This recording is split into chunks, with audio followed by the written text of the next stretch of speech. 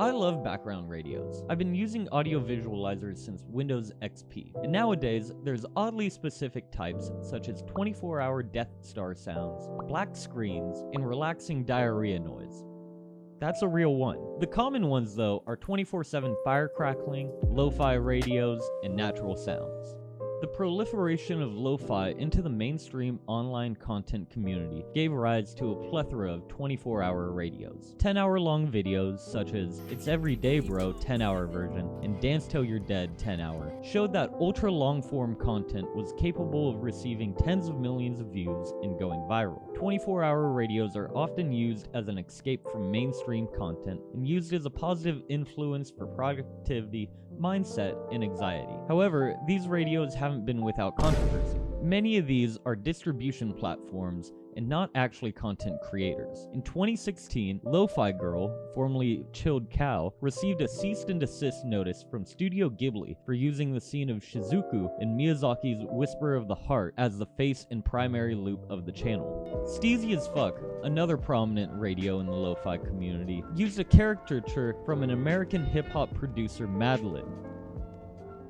The rise of lo-fi hip-hop radios began in France, the UK, and Japan, with prominent artists coming out of North America such as Patzu, Rookie, and Beside You. In a conversation with an artist, a problem that prevailed is that some music rights were purchased by larger record labels, leading to little money and copy strikes to the artists for their own work. This caused many of the artists to form their own record labels and collectives to protect against malicious use of their songs. Lo-Fi Girl has also created a record label to ensure their channel is free of copyright strikes on YouTube.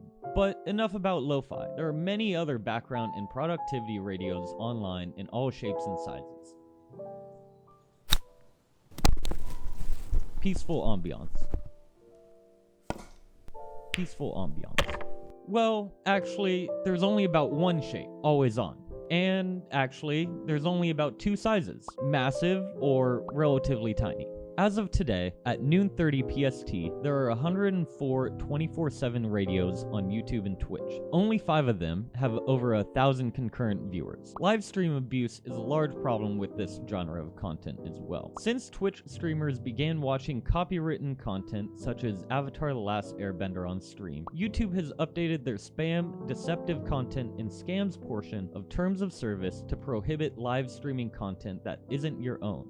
That isn't the only problem with 24-hour live radio content though. It is incredibly expensive and environmentally detrimental to host and broadcast content 24/7. Each radio host produces approximately 4,000 pounds of carbon per year, and this doesn't include the power consumption used by the server space at YouTube and Twitch. These radios are basically crypto mining, but for clout. In addition, it's not largely lucrative, as the draw to many of these radios are a constant stream of content, ad-free. Much of the monetary gain comes from channel memberships, merchandise, and licensing of music if it's owned by the channel. This means there's not a large incentive for YouTube or other streaming platforms to promote this content, especially if it's not receiving a large viewership.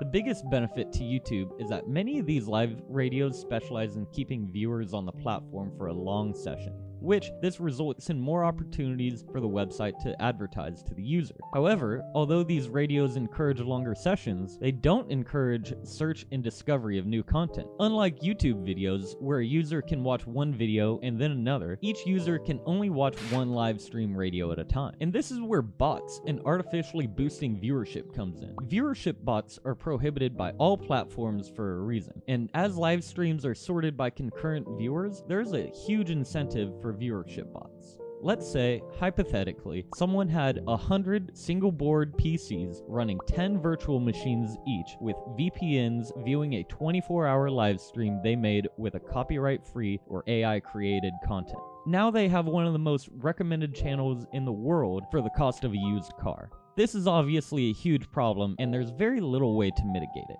There is a silver lining though. 24-hour content radio's largest and primary cost comes from power consumption.